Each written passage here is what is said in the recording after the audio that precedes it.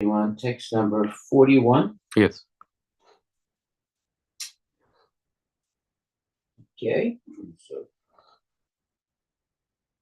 it says a living entity who, as a result of attachment to a woman in his previous life, has been endowed with the form of a woman, foolishly looks upon Maya in the form of a man, her husband, as the bestower of wealth, progeny, house, and other material assets.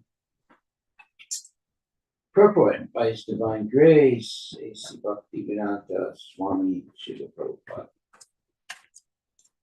From this verse, it appears that a woman is also supposed to have been a man in his or her previous life. And due to his attachment to his wife, he now has the body of a woman. Bhagavad Gita confirms this. A man gets his next life's birth according to what he thinks at the time of death. If someone is too attached to his wife, naturally thinks of his wife at the time of death. And in his next life, he takes the body of a woman. Similarly, if a woman thinks of her husband at the time of death, naturally she gets the body of a man in the next life. In the Hindu scriptures, therefore, woman's chastity and devotion to man is greatly emphasized. A woman's attachment to her husband may elevate her to the body of a man in her next life, but a man's attachment to a woman will degrade him, and in his next life, he will get the body of a woman. We should always remember, as is stated in Bhagavad Gita, that both the gross and subtle material bodies are dresses. They are not, they are the shirt and coat of the living entity. To be either a woman or a man only involves one's bodily dress. The soul in nature, the soul in nature is actually the marginal energy of the Supreme Lord.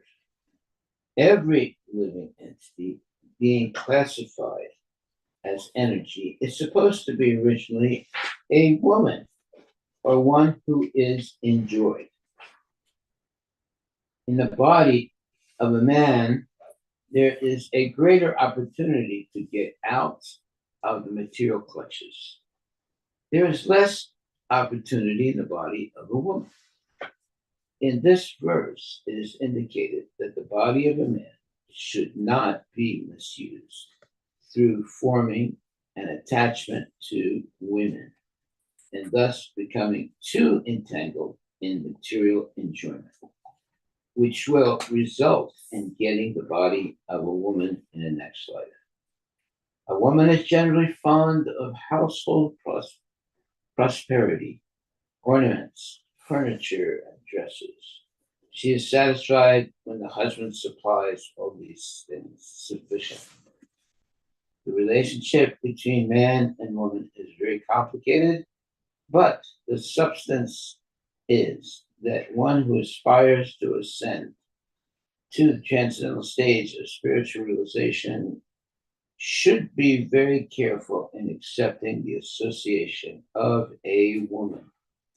In the stage of Krishna consciousness, however, such restriction of association may be slackened because if a man and a woman's attachment is not to each other but to Krishna, then both of them are equally eligible to get out of the material entanglement and reach the abode of Krishna.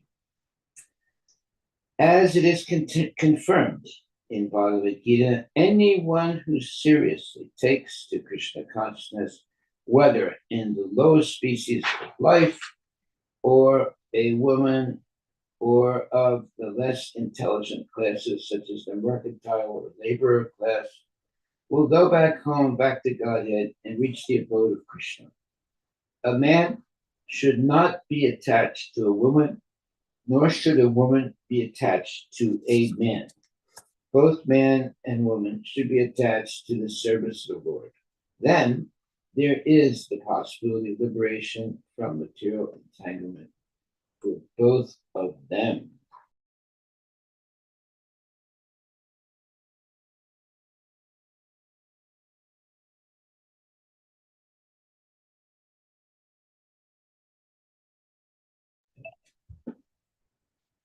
Okay, so text, Canto 3, chapter 31, text 42. A woman, therefore, should consider her husband, her house, her children to be the arrangement of the external energy of the Lord for her death. Just as the sweet singing of the hunter is death for the deer. Whoa. That is a very interesting verse. I've read this before. Okay, so purport by His Divine Grace, A.C. Bhaktivedanta Swami Srila Prabhupada. In these instructions of Lord Kapila Deva, it is explained that not only is woman the gateway to hell for man, but man is also the gateway to hell for woman. It is a question of attachment. A man becomes attached to a woman because of her service, her beauty, and many other assets. And similarly, a woman becomes attached to a man for his giving her a nice place to live, ornaments, dress, and children. It is a question of attachment for one another. As long as either is attached to the other for such material enjoyment, the woman is dangerous for the man, and the man is dangerous for the woman. But if the attachment is transferred to Krishna, both of them become Krishna conscious, and then marriage is very nice. Srila Rupa Goswami therefore recommends Anasakta Shivrishayan Yatar Ham Upayan Jitaha. Anasakta Shivrishayan Yatar Ham Upayun Jitaha Nirbanda Krishna Sambande Yukta Vairagya Puchite. Bhakti Rasamrita Sindhu 1.2.255. Man and woman should live together as householders in relationship with Krishna only for the purpose of discharging duties in the service of Krishna. Engage the children, engage the wife, engage the husband, all in Krishna conscious duties. And then all these bodily or material attachments will disappear. Since the via medium is Krishna, the consciousness is pure, and there is no possibility of degradation at any time. Okay, so when it says via medium, it means, if I'm not mistaken, it means the way one is connected to Krishna. Since the via media is Krishna, the consciousness is pure, and there is no possibility of degradation at any time. Look up the meaning of via medium.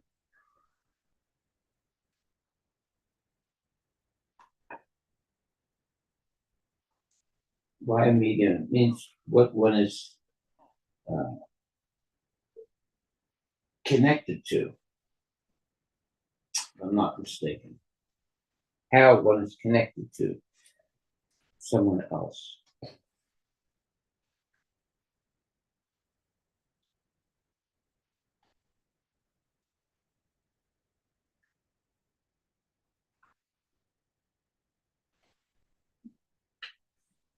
Did you find it? Can you repeat one more time? Via medium.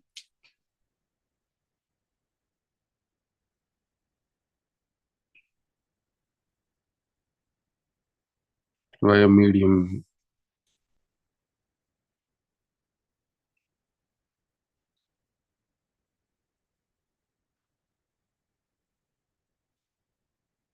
What does it mean?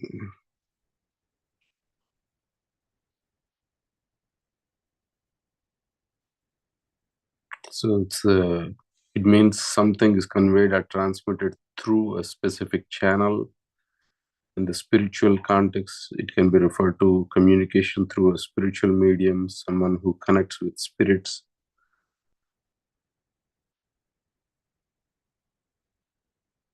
Okay.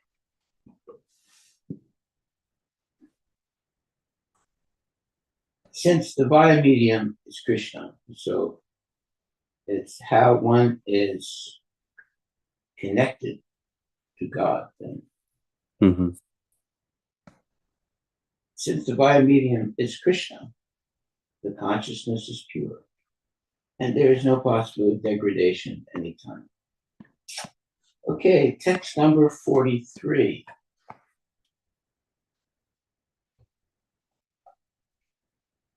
Due to his particular type of body, the materialistic living entity wanders from one planet to another, following fruitive activities. In this way, he involves himself in fruitive activities and enjoys the result incessantly.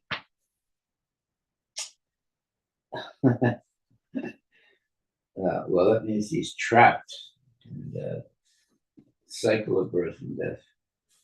Purport by His Divine Grace, A.C. Bhaktivedanta Swami Srila Prabhupada.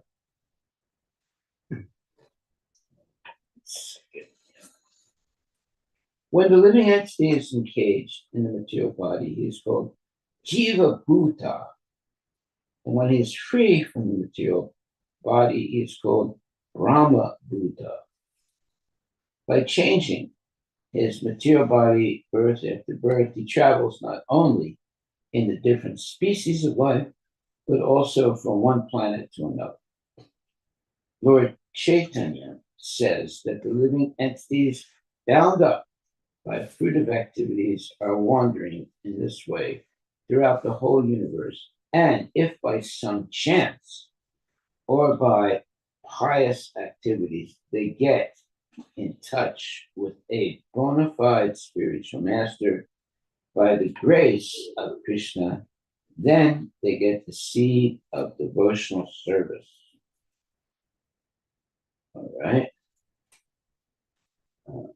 After getting the seed, if one sows it within his heart, in other words, you plant it in your heart, and pours water on it by hearing and chanting, the seed grows into a big plant, and there are fruits and flowers which the living entity can enjoy. All right.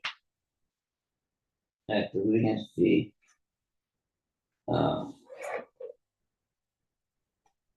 after getting this seed, if one sows it within his heart and pours water on it by hearing and chanting, the seed grows into a big plant, and there are fruits and flowers which the living entity can enjoy even in this material world. That is called the Brahma Bhuta stage. In his designated condition, a living entity is called materialistic. And upon being freed from all designations, when he is fully Krishna conscious, engaged in devotional service, he is called liberated, unless one gets the opportunity to associate with a bona fide spiritual master by the grace of the Lord there is no possibility of one's liberation from the cycle of birth and death in the different species of life and through the different grades of planets. Okay. Well,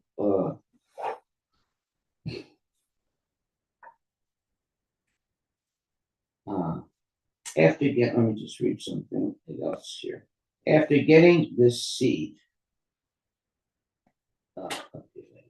Lord Chaitanya says that the living entities bound up by fruitive activities are wandering in this way through the whole universe. And if by some chance, or by pious activities, they get in touch with a bona fide spiritual master, by the grace of Krishna. One sec.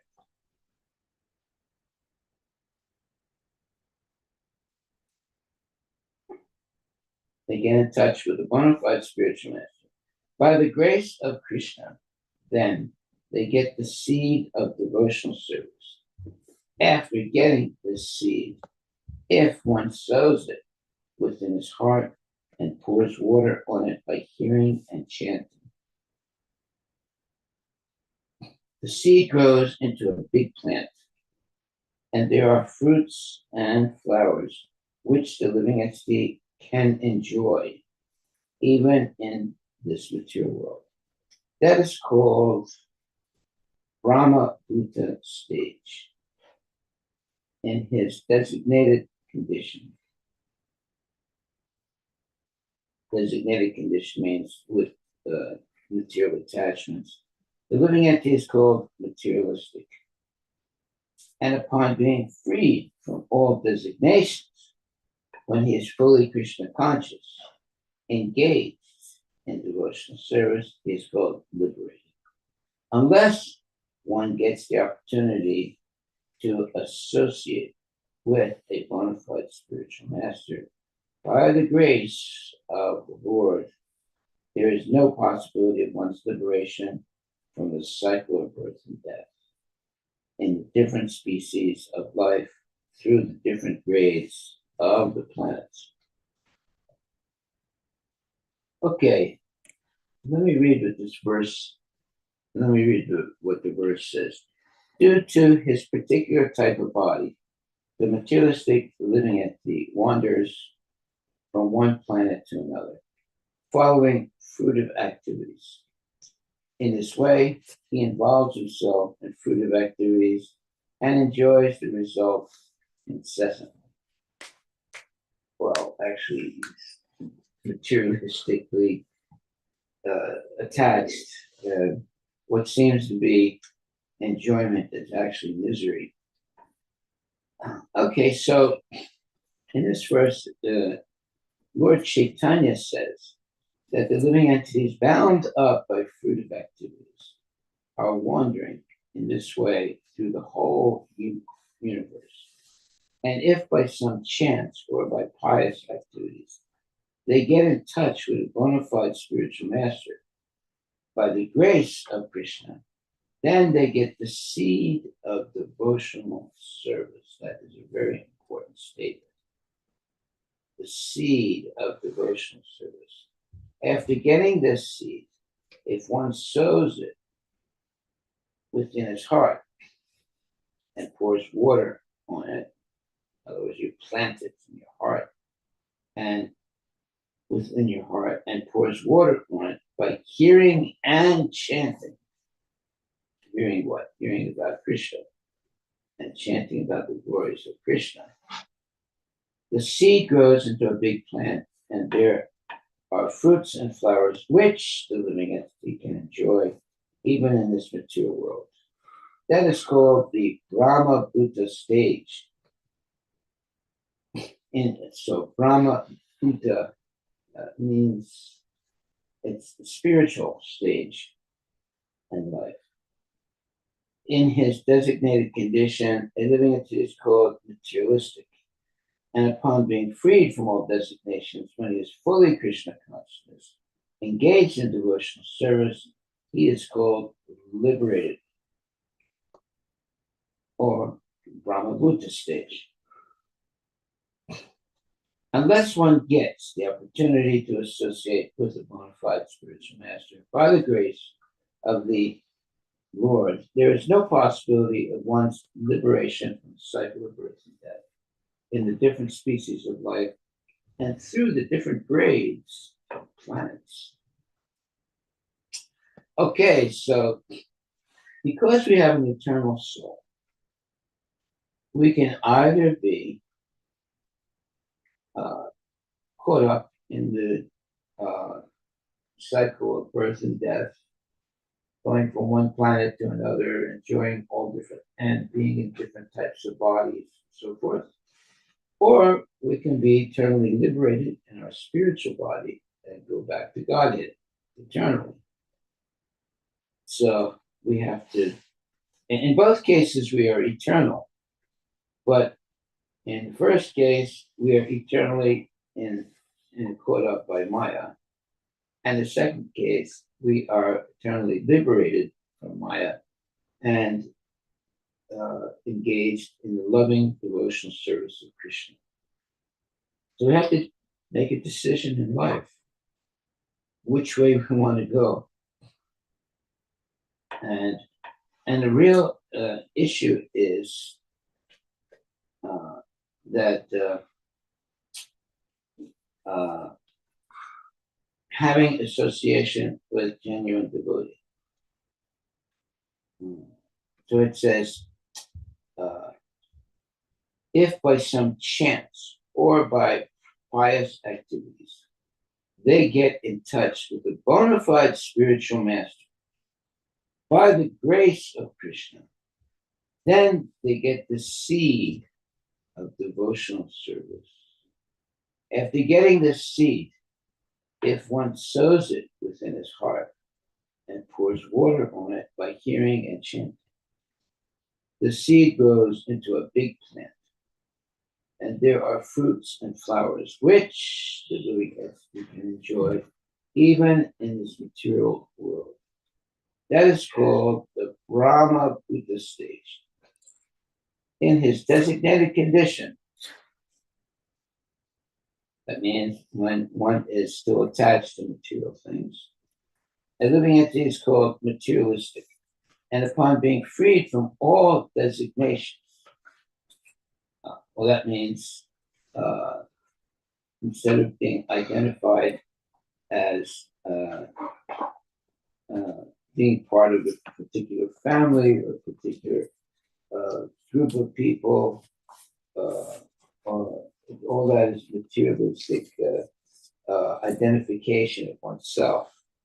So being freed from all designations, when he is fully Krishna conscious, engaged in devotional service, he is called liberated.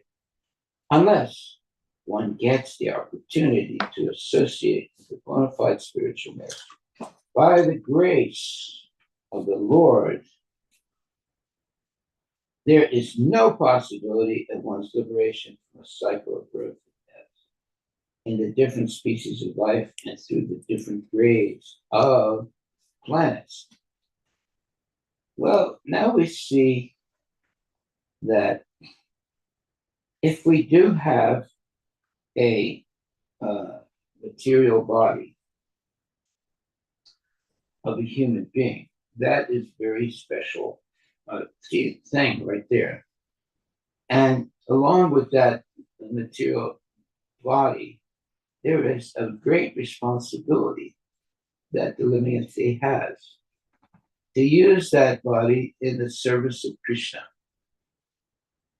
But if we just engage in all different types of sense gratification, then we misuse the human body and we go back into the lower forms of life, animals, and bugs, and germs, whatever.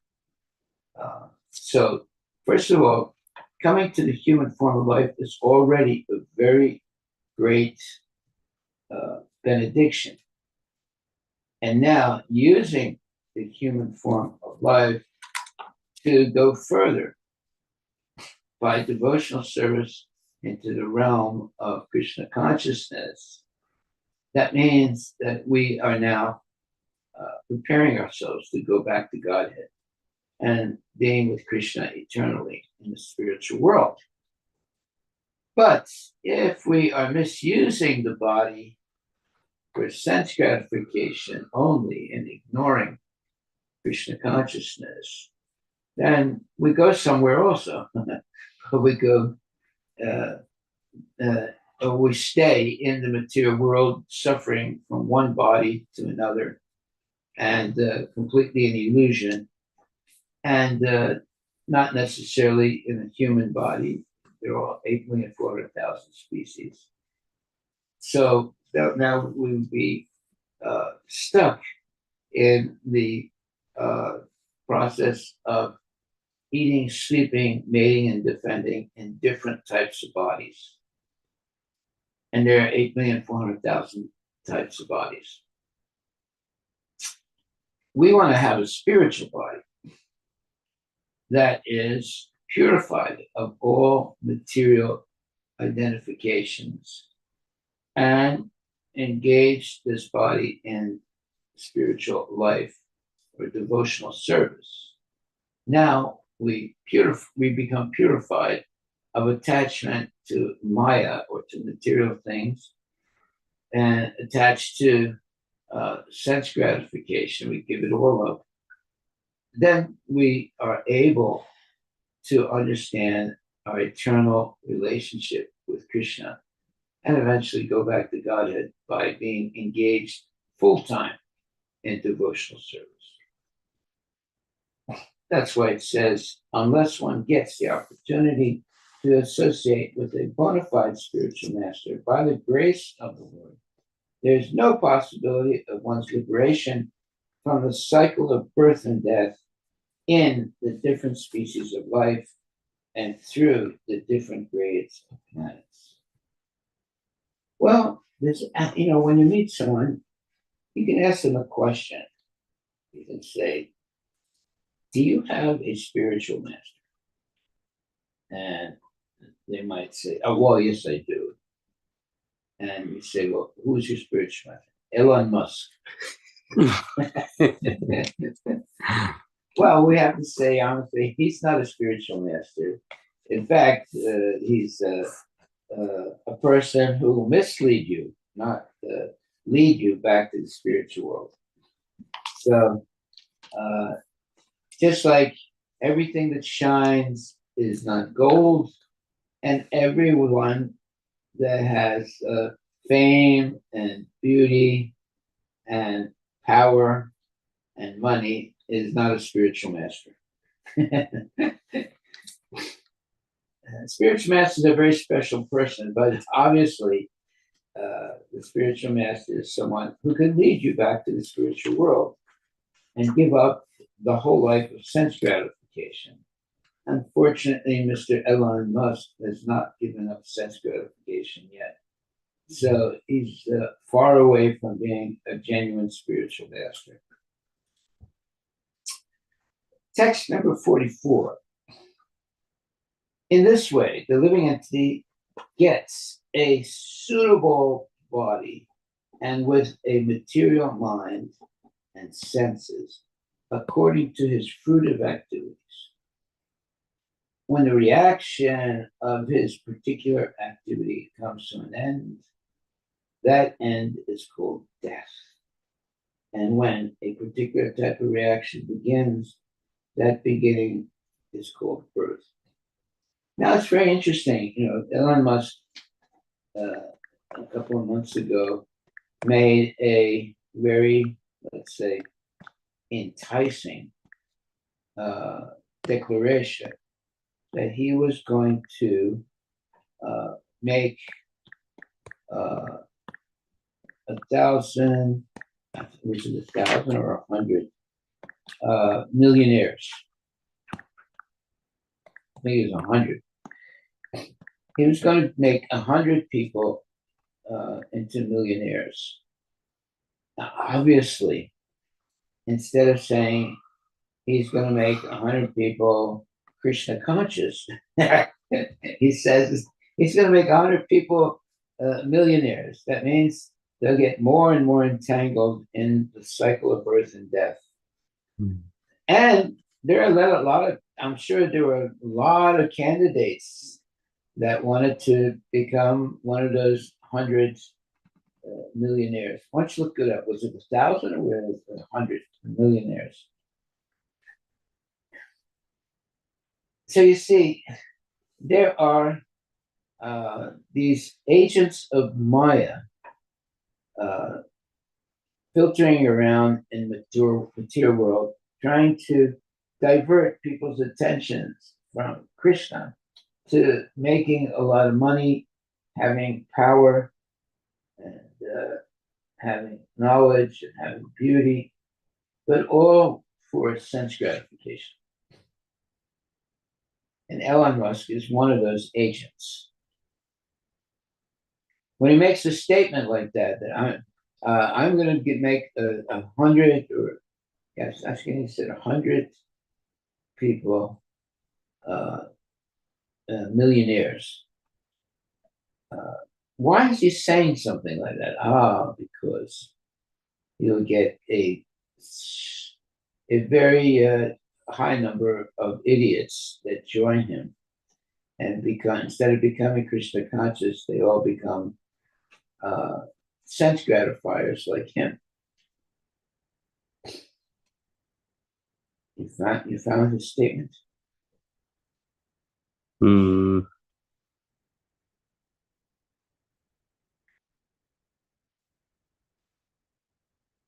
You know, he's a very clever guy. Now, he knows how to catch the attention of people and get them working under his spell of Maya. Did you find it? Okay.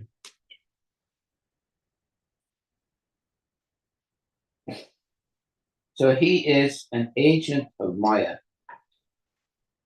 By making statements like that and living up to that statement, he takes, let's say, greedy people and makes them greedier and more attached to sense gratification, rather than purifying them and getting them ready to go back to Godhead. So all those people who are going to follow Elon Musk are going to end up wherever Elon Musk is, and that is most probably in the chains of sense gratification, life after life. Because he's acting as a false guru. And people who have the desires for sense gratification are attracted to someone like that. The attraction to someone like Srila Prabhupada is a rare thing. But Prabhupada is not making any statement like, I will make you into a millionaire. He never made that statement. On the other hand, he said, I will teach you to become a bona fide spiritual devotee.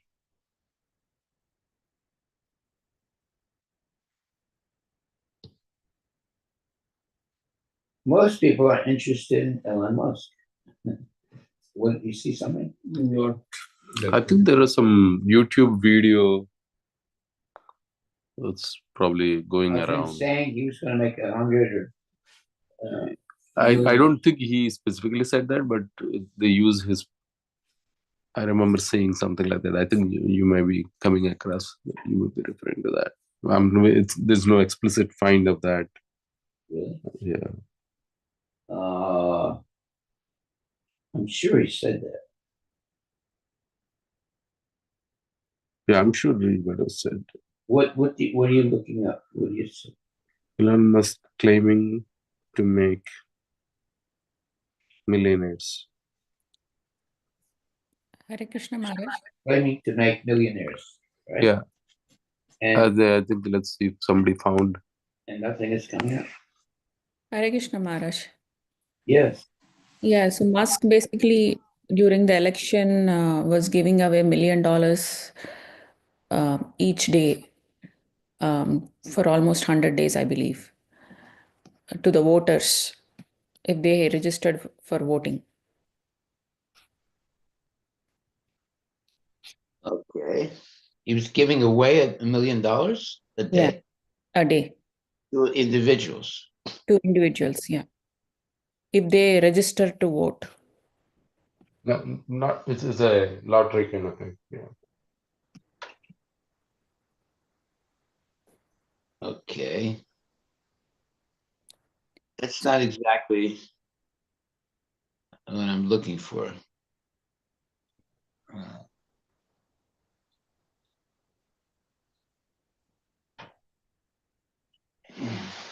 So he was giving $1 million giveaway every day. So all you need to do is register to vote, and then he used to take one person out. I mean, it's like a lottery, and then give $1 million to that person. Oh, lottery. Yeah. Gambling. He does say that I think another one you probably referring to is that Elon Musk tells entrepreneurs to get into the lithium business. It's a license to print money. I didn't understand what you said. What does he There is say? a lithium battery technology. Yeah. So he says like whoever mines lithium or gets into that business of producing lithium Yeah. is going to essentially print money and then become rich. So I think that's I remember some YouTube ad that said like essentially Can you look up to see if lithium is a poisonous substance?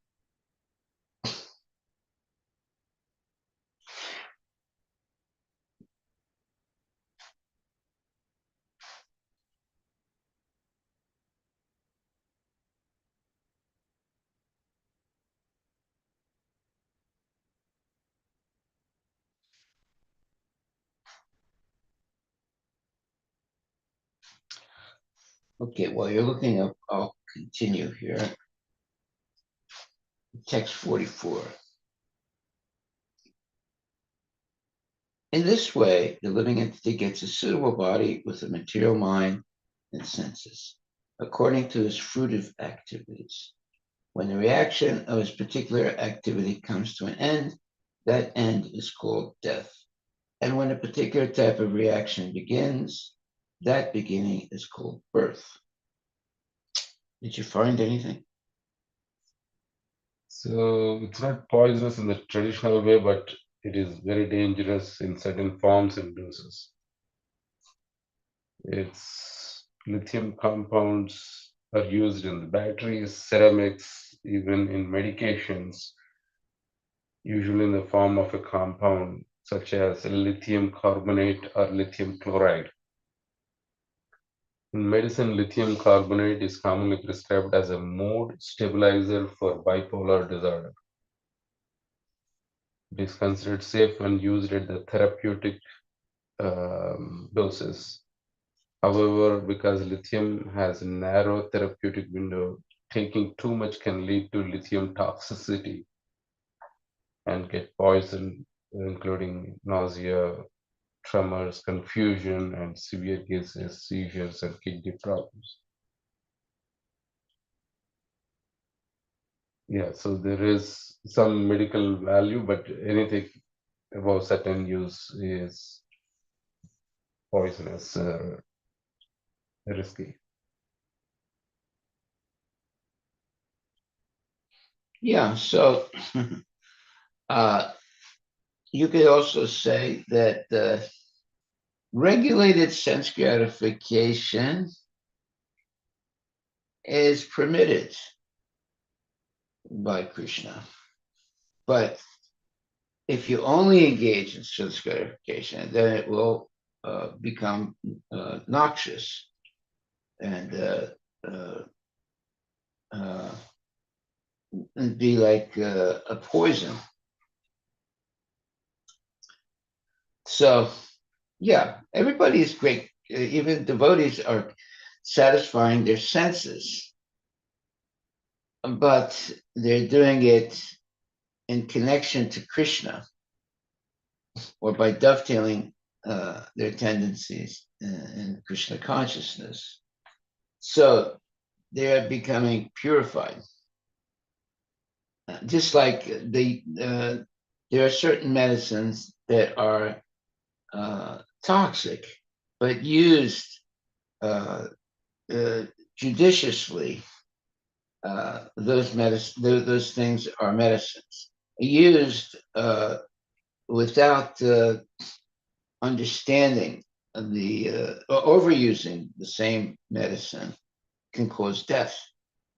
That's why oftentimes when you get a medicine and it says you have to use it in this particular way, but if you overuse it, you will die. So they have the warnings, on the explanation of the use of this medicine. Oftentimes, it says, if you overuse this medicine, these you can get different results.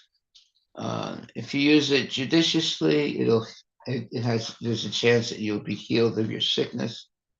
If you overuse it, then it can lead to different types of problems, hysteria, anxiety, or death. So then, why would one even want to touch a product like that? Like, for example, sometimes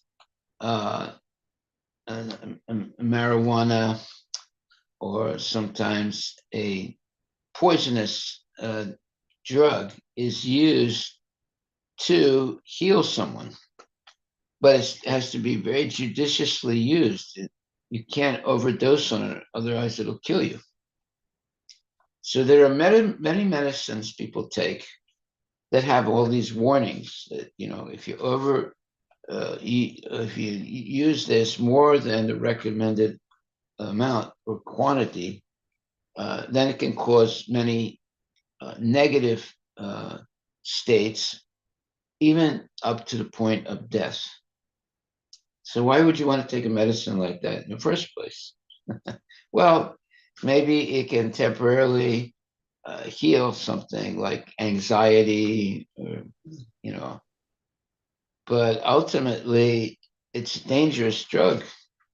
So we should never put anything into our body that is potentially dangerous.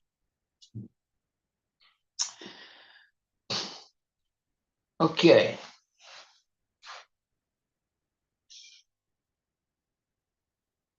So you didn't find the statement Elon Musk made that he was going to make 100 people millionaires?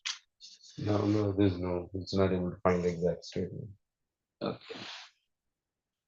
One of the statement Maharaj says it seems like it's a fake statement. Someone just publicizing on the name of Elon Musk, looks like. So it says Elon Musk said, as per that article, I will give you 100,000 if you don't become a millionaire for a couple of months. And they found out there is no potential verification that this is Elon Musk is saying, or maybe someone else is posting on, like, is showing that it's Elon Musk. Okay. That's a one statement is said. Well, what statement did he make?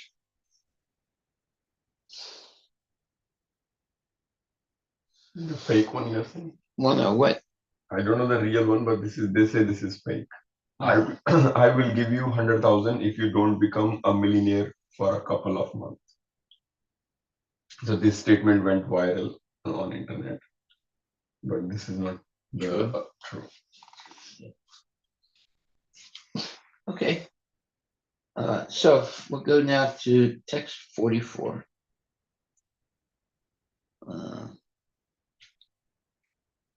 In this way, the living entity gets a suitable body with a material mind and senses, according to his fruitive activities, meaning his activities of sense gratification. When the reaction of his particular activity comes to an end, that is called death. And when a particular type of reaction begins, that beginning is called birth. Purport by His Divine Grace, A.C. Bhaktivedanta Swami Srila Prabhupada.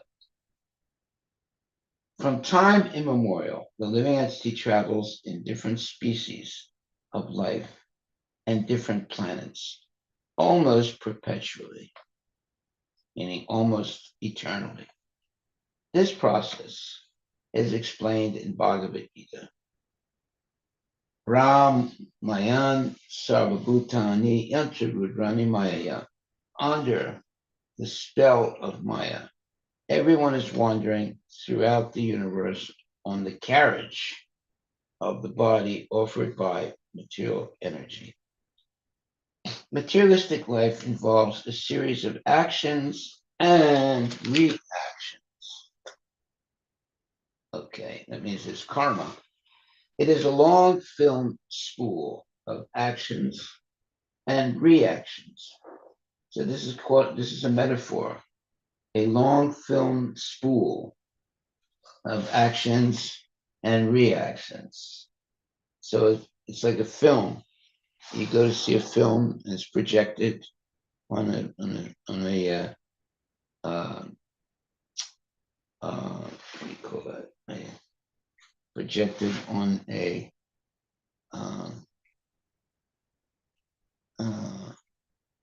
on a wall or on a what do you call this? Screen. What? Screen. Screen, yeah. So by sitting in the audience, what you're seeing, like maybe someone's being choked to death, so you're seeing it. But if you walk right up to the screen, then you don't see anyone being choked. You just see light and dark shades on the screen. Then you realize, no one's being choked. But if you sit in the audience from some distance, it actually looks like someone's being choked to death. So it is a long film of spool of actions and reactions. And one's lifespan is just a flash in such a reactionary show. So in life, if we are not Krishna consciousness, we're experiencing so many things that are temporary,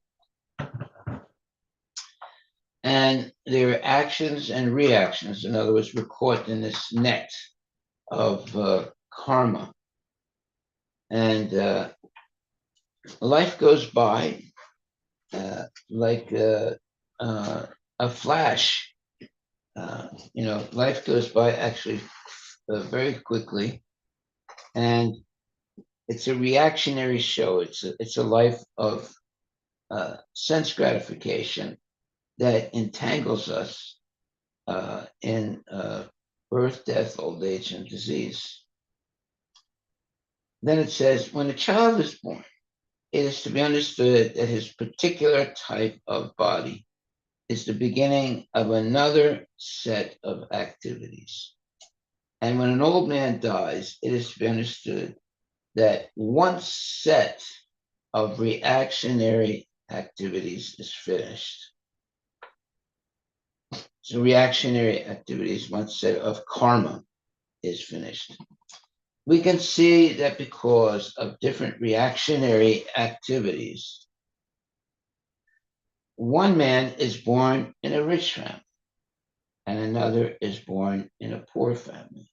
Although both of them are born in the same place at the same moment and in the same atmosphere, one who is carrying pious activity with him is given a chance to take his birth in a rich or pious family and one who is carrying impious activity is given a chance to take birth in a lower, poor family.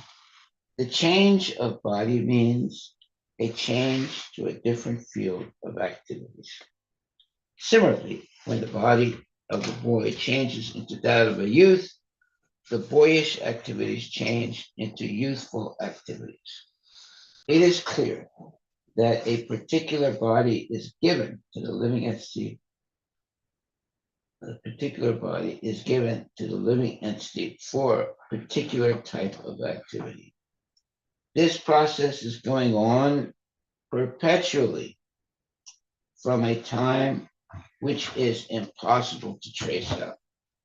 Vaishnava poets, but not Vaishnava poets, say therefore, anadi karma phale, which means that these actions and reactions of one's activity cannot be traced, for they may even continue from the last millennium of Brahma's birth to the next millennium. We have seen the example in the life of Narada Muni. In one millennium, he was the son of a maidservant, and in the next millennium, he became a great sage. So a millennium usually means 1,000 years, but it can have other meanings. Once you look that word up, millennium, Millennium, it usually means 1,000 years. Millennium, millennium.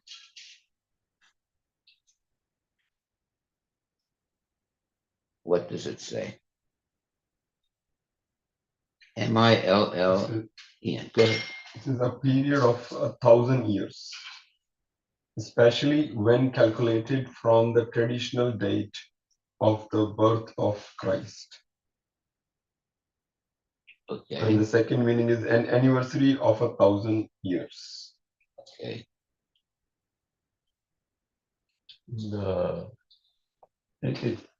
In the way that Prabhupada is translated, I use the chat GPT. It says millennium is used to reference different cycles of time within the Vedic cosmology, like yuga cycles.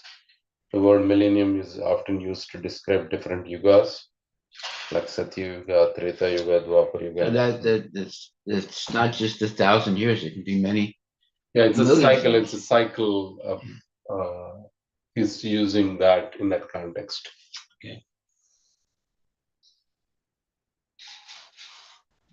Okay. So text 45 and 46. When the eyes lose their power to see color or form due to morbid affliction of the optic nerve, the sense of sight becomes dead-ended. The living entity, who is the seer of both the eyes and the sight, loses his power of vision. In the same way, when the physical body, the place where perception of objects occurs, is rendered incapable of perceiving, that is known as death. When one begins to view the physical body as one's very self, that is called birth. When one begins to view the physical body as one's very self, that is called birth. It's very interesting. Let's start from the beginning of that verse again. When the eyes lose their power to see color or form due to morbid affliction of the optic nerve, the sense of sight becomes dead-ended. The living entity who is the seer of both eyes and the sight lose his power of vision. Wait a minute. The living entity who is the seer of both the eyes and the sight loses his power of vision. In the same way, when the physical body, the place where perception of objects occur, is rendered incapable of perceiving, that is known as death. When one begins to view the physical body as one's own very self, that is called birth. Interesting. Let's hear the purport to understand what he's talking about.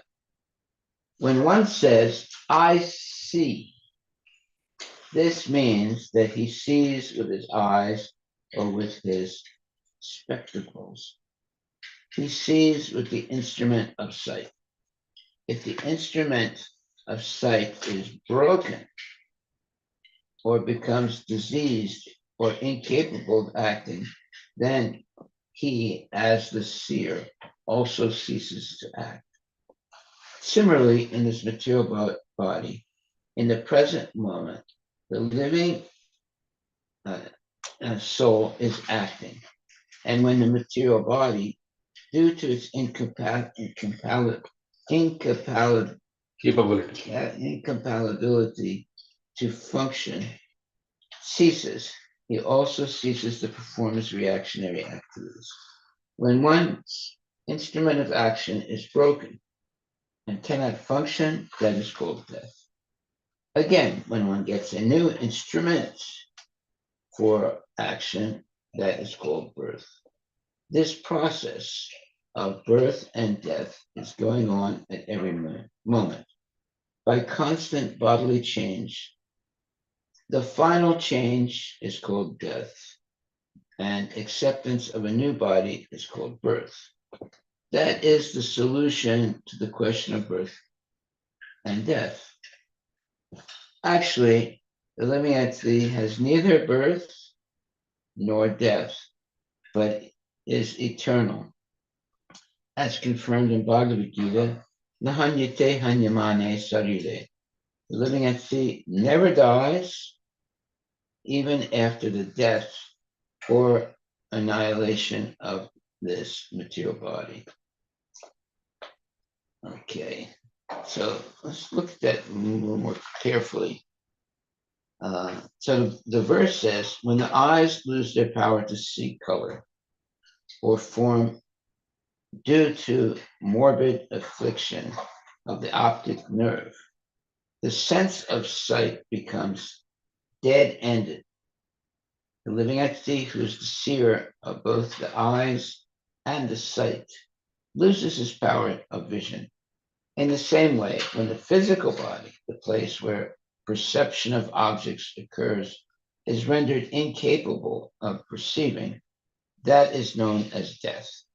When one begins to view the physical body as one's very self, that is called birth.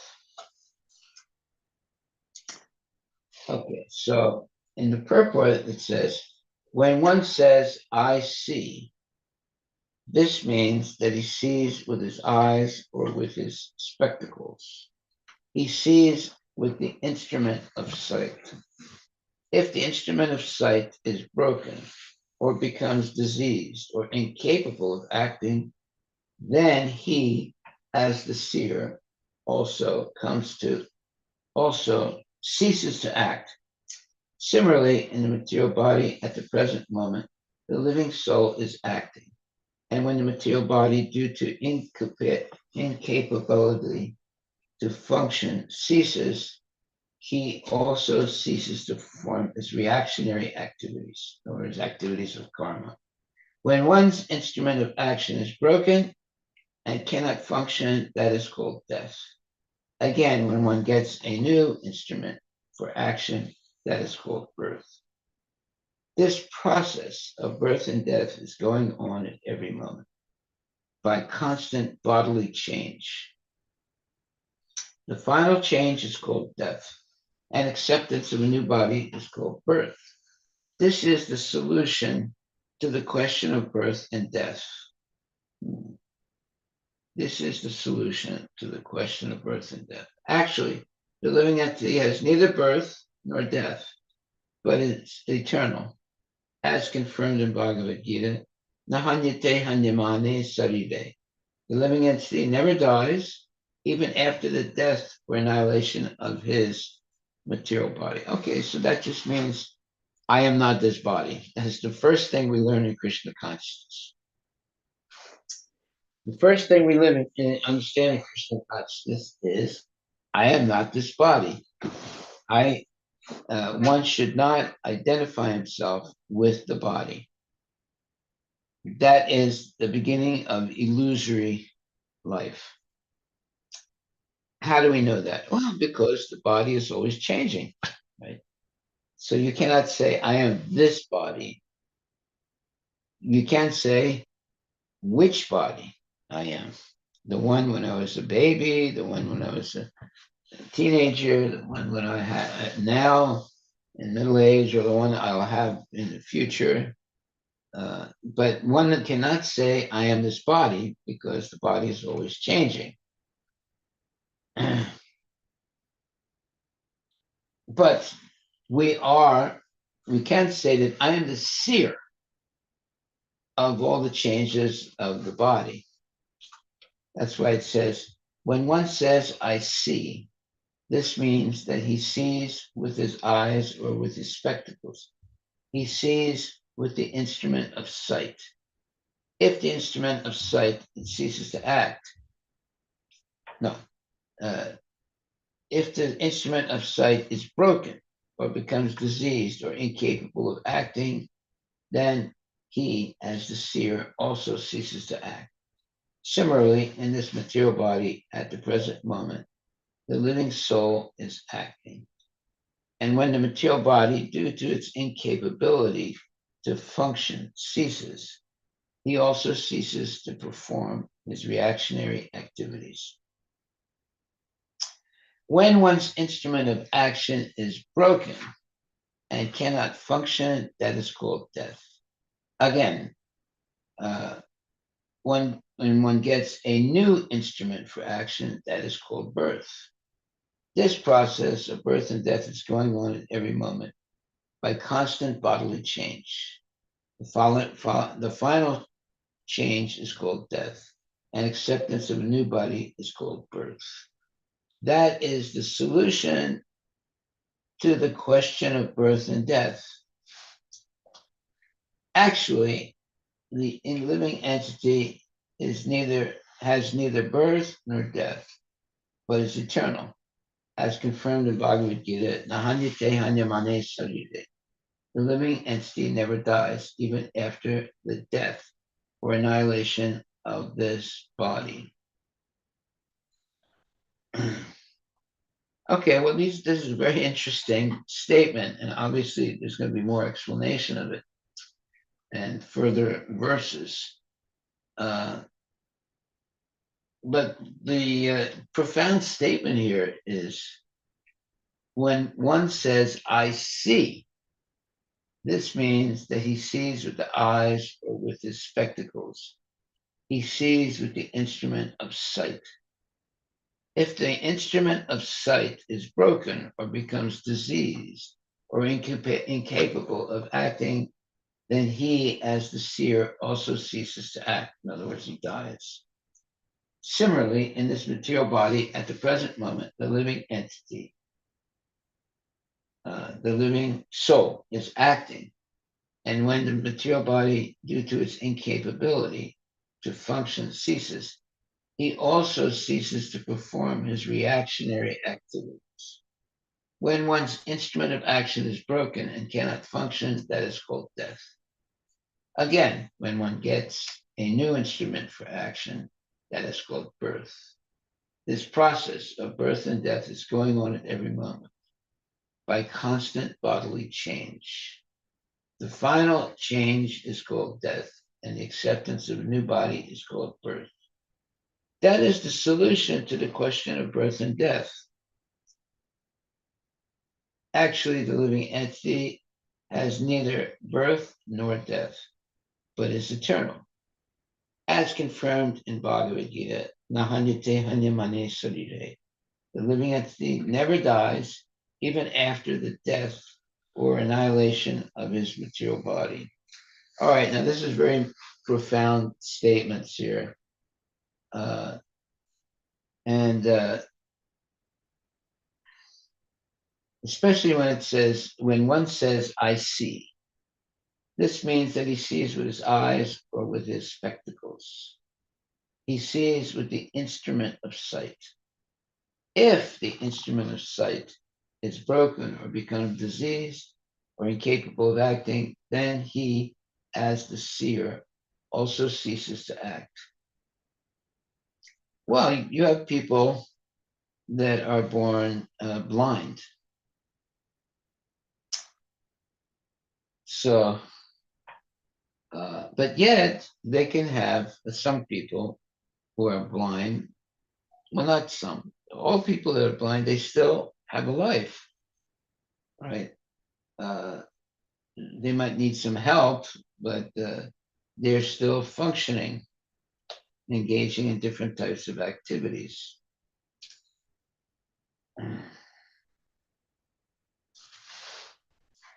Okay. So if you are the seer, then you are the sense gratifier. If you are the seen, then that means that Krishna is seeing your devotional service. Then you're becoming purified. So the whole idea is, am I the seer or am I the seen? If you act as the seer, like for example, you go and watch a movie.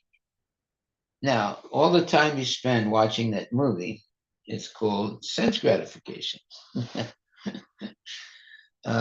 But when you're engaging in devotional service, you are the seen.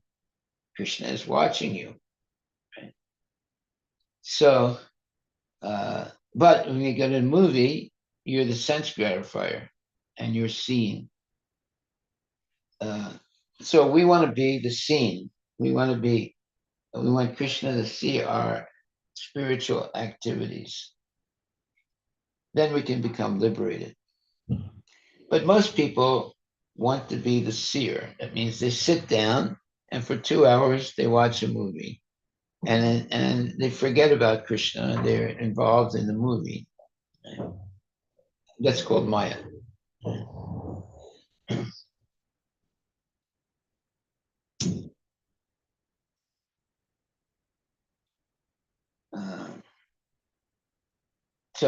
And the takeaway here is the process of birth and death is going on at every moment by constant bodily change. The final change is called death, and acceptance of a new body is called birth. That is the solution to the question of birth and death. Actually, the living entity has neither birth nor death, but is eternal. As confirmed in Bhagavad Gita, Nahanyate Hanyamane Sarire. The living entity never dies, even after the death or annihilation of this material body. Okay, now these are all very profound statements. Let's look at it again. The process of birth and death is going on at every moment by constant bodily change. The final change is called death, and acceptance of a new body is called birth. Okay, we understand that.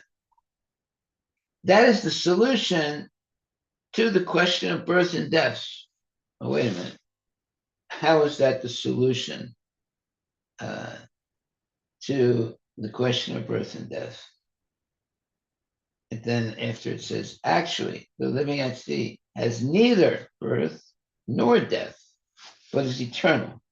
as confirmed in Bhagavad Gita, Nahanyate Hanyamane Savide. The living entity never dies even after the death or annihilation of this material body.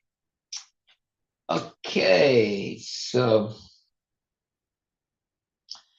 this is all predicated or understood as I am not this body. That's the first thing we learn in Krishna consciousness, that I am not this body. From that point on, you begin to have a spiritual life.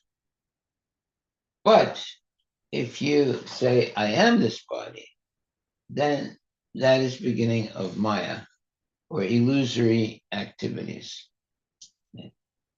So, is it true that I am this body?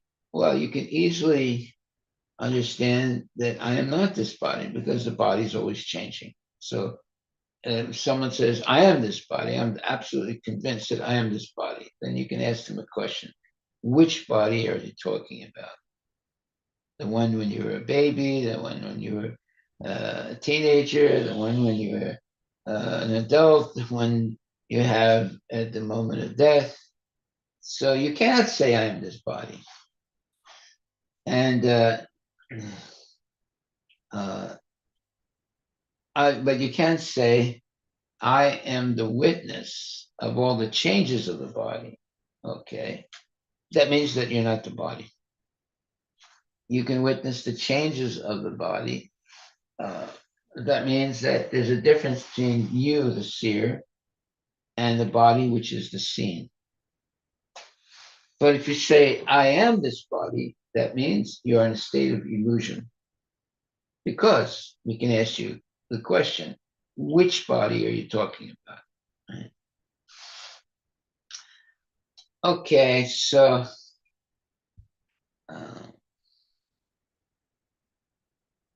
the process of birth and death is going on at every moment by constant bodily change. That's a very profound statement. We don't see it like that while we're engaged in sense gratification. But when there's an accident or some, and malfunctioning of the body, then we understand that we have a very temporary existence in this world. Then we become either frightened or we become introspective. If we become frightened, then there's no solution. If we become introspective, then that means we're trying to find a solution to this birth, death, old age, and disease. So one thing is sure, because of the constant bodily change, you cannot say, I am this body. That's the beginning of research to find out who we actually are. But if a person just says, I am this body in a very flippant, let's say, very ignorant way, and then there's no hope for that person because they're only going to engage in sense gratification without understanding what it means to have a changing body. When you understand that you have a body that's always changing, that means that you're not the body. You're the witness of the changes of the body, but you are not the body. So, therefore, you do not pamper the body, but you engage in tapasya, different acts of sacrifice to please Krishna, right? You don't try and let's say hurt the body, but you use the body in Krishna's service. Now, the time factor and the principle of Maya do not act on you. You gradually become free from those two things. Why?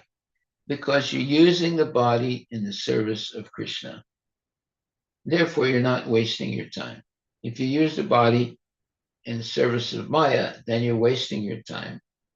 And ultimately, you are suffering, although you might think you're happy.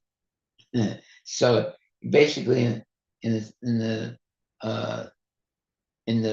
grip of Maya, like for example, if you go to get your tooth pulled, well, the dentist will give you Novocaine, inject it in where he's going to operate on your mouth. And then your mouth becomes numbed, or that place where he specifically put the Novocaine, it becomes numbed. Now he starts to work on your diseased tooth, and you can feel it. You can hear, zzz, you can feel that something is going on your mouth, but you don't feel it. You don't feel much pain because you have the Novocaine. But it's not something nice, and you also feel some heat, and also there's you feel uncomfortable. Let's put it like that, right? So after the operation is over and the effect of the Novocaine finishes, then you feel pain. Now you understand that you were artificially put in a state of, let's say, illusion with the Novocaine by the medicine that numbs your skin. But now you're suffering because that effect of numbness goes away, and now you're hurting. So you have to take. The doctor will give you some more something else, like to numb the pain, right? So the whole process shows you that ultimately I am not this body. The body is something alien because it's always changing, and it's full of different types of diseases, and there are also other living entities in the body. There's thousands of living entities in our body, and we are not the complete controller of the body. So pain is actually a message that I am not this body. Because when you're in too much pain, sometimes people voluntarily want to die because there's too much pain.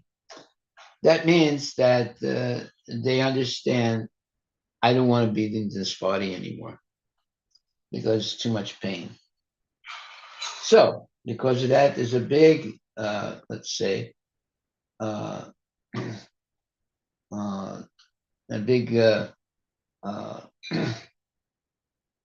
many companies make things that numb pain so that you don't feel things, and that just keeps a person in Maya.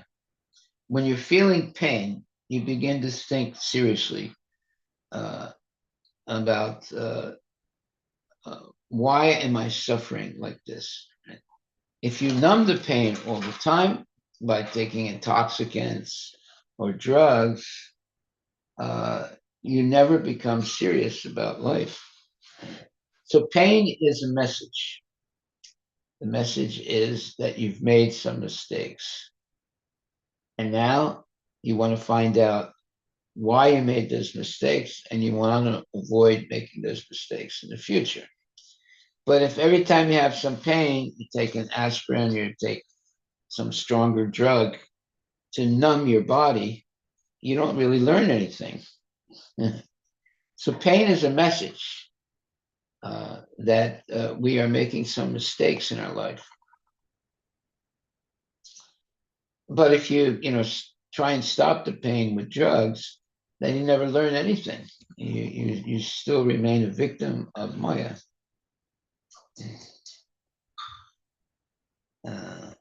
So the statement in the beginning of the purport says, when one says, I see, this means that he sees with his eyes or with his spectrum. He sees with the instrument of sight.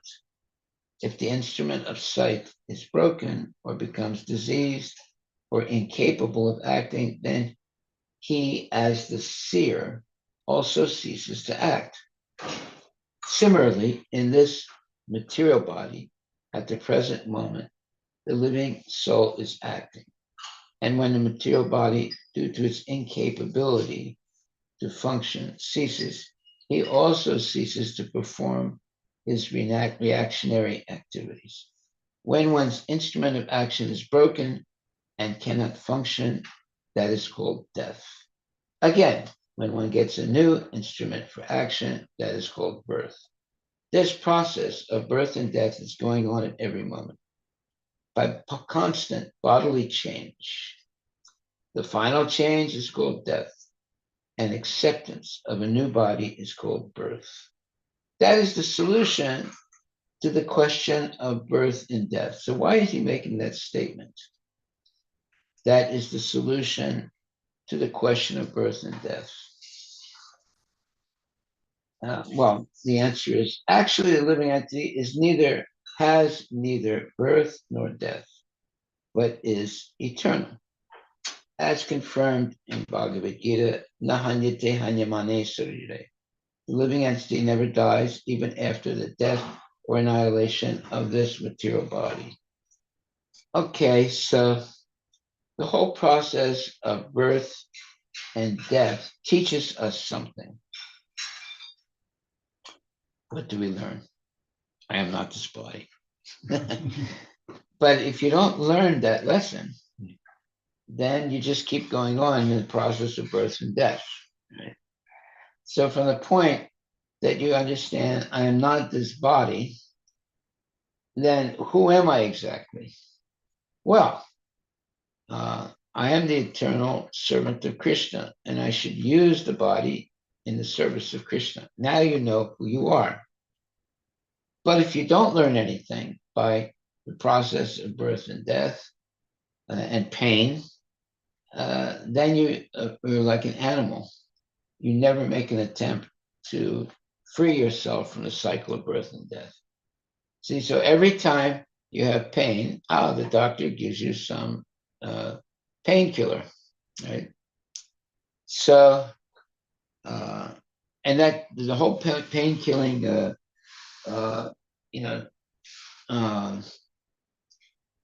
pain killing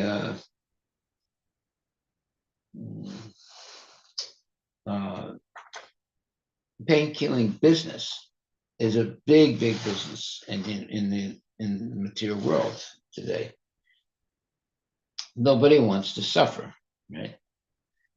But what does that do? That makes you forget every time that you have a soul that's eternal, and you temporarily artificially forget pain. Pain is a message. Whenever you're in pain, it is a message that you have made mistakes. But if every time you're in pain, it gets numbed by a drug, then you don't learn anything. What is the message when you are in pain? Main message is, I am not this body. But the second point is, I have misused the body. And because of that, I'm feeling this pain. Therefore, I have to backtrack and understand where I went off the tracks, where I made a mistake. So I ate something, or I engaged in illicit sex, or I did this, or I did that. So pain is a message that we have made a mistake. And it's warning us basically not to make the same mistake again. What is the ultimate mistake? Is forgetfulness of Krishna. What happens when you forget Krishna? You do things that will cause you pain, right? Like, okay, look at the example of Marilyn Monroe. Marilyn Monroe was a very beautiful lady and very popular and rich, but she was suffering. Why? Because she was a sex symbol. She was a symbol of sex, and everybody, all the men that she was engaged with, only were interested in her for sex. There was no real love. So she committed suicide. Now, why would a person who was beautiful like her and who was, wealthy commit suicide? Because she was suffering due to not having any love in her life. She had a lot of sex, but not love. She was just being used as a sex toy instead of having any, substantive relationship with the different men that she was going out with. So out of her frustration, and she tried everything. She tried being a lesbian. She tried taking drugs. She tried having different marriages and divorces. But ultimately, she decided to commit suicide because she was suffering. Now, there's suffering due to pain, or there's suffering due to anxiety and fear, or there's suffering due to complete confusion. She was confused. And therefore, she thought that by committing suicide, it would stop her suffering. Unfortunately, that's not reality. You will suffer more if you commit suicide, because you can't kill the soul. So, therefore, if you're suffering, it's a message that you're doing something wrong. Now, you should try and find out what you're doing wrong. And that means that you should try and find a bona fide spiritual master who can explain these things to you. But if you just take barbiturates or different types of drugs to numb the suffering, you're never going to learn your lesson. And you're never going to be able to solve the problem of pain and suffering. So therefore, if you're someone like Marilyn Monroe, you'll think, well, if I commit suicide, then I'll stop my suffering. But actually, it only increases your suffering because you cannot kill yourself. Your soul is eternal. That means that you're going to take many, many births in hell or in hellish life because of committing the greatest sin, which is killing yourself. That's the worst sinful activity you can do. Killing another person is bad. Killing yourself is even worse, right? Because Krishna has given you this body to be used in the service, his service.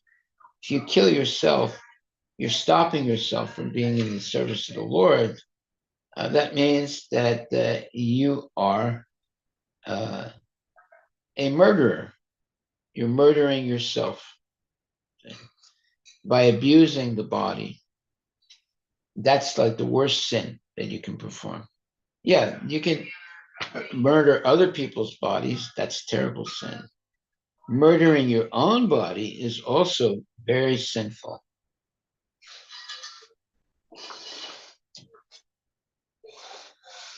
So the takeaway of today is the process of birth and death is going on at every moment by constant bodily change. The final change is called death, and acceptance of a new body is called birth. That is the solution to the question of birth and death. Actually, the living entity has neither birth nor death, but is eternal, as confirmed in Bhagavad Gita. Nahanyate hanyamane sarije. The living entity never dies, even after the death or annihilation of this material body. So when it says that is the solution to the question of birth and death, that means you never are really born, and you never really die, because you have an eternal soul. So by experiencing the changes of the body, and the final change being death and acceptance of a new body, that is the solution to the question of birth and death.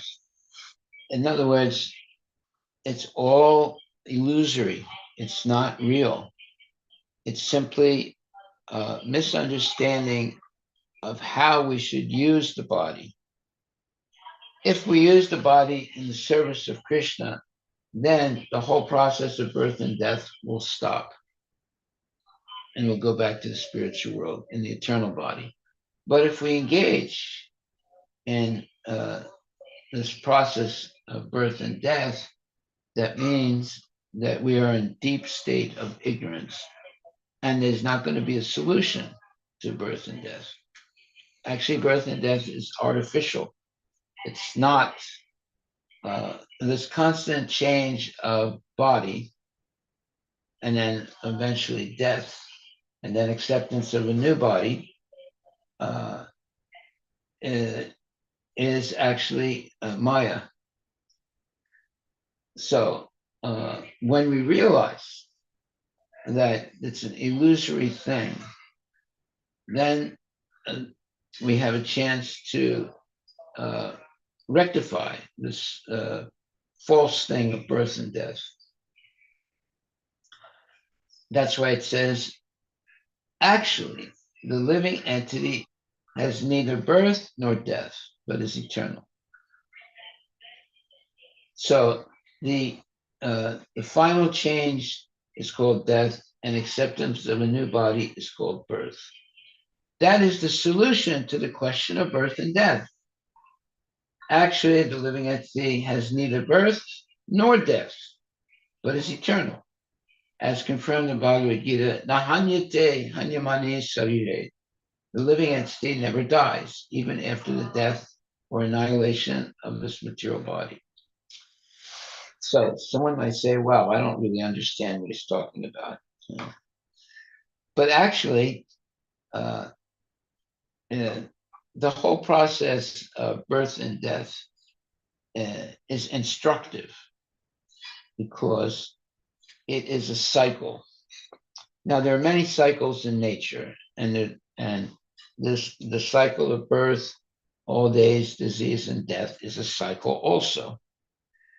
Now, we want to get out of that cycle. So you don't get out of that cycle by ignoring the effort to get out, by avoiding the effort to get out. There is a way to get out of this cycle. It's by engaging the body in the service of Krishna. That'll be our last death and our last birth. Now we'll get a spiritual body, and where there's no more birth, death, old age, and disease. Now, some people say, I don't believe that. Okay, so they're not even going to make an effort. They're just going to be like an animal and just eat, sleep, mate, and defend, and then die, and then go over again in another body, eat, sleep, mate, and defend, and die. But the devotee understands what is the process of birth and death, which is going on at every moment, and by constant bodily change. So the first thing you learn by this constant bodily change is, I am not this body. And you also learn that the process of birth and death is something artificial. it's due to misuse of the body. So then you become sober, very serious, to understand how to get out of the cycle of birth and death.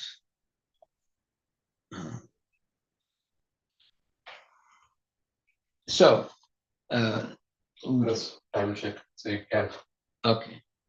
just for others. Yeah, okay. All right, anyway, we'll stop right there and continue tomorrow. This is a big issue that or this is a big point to discuss.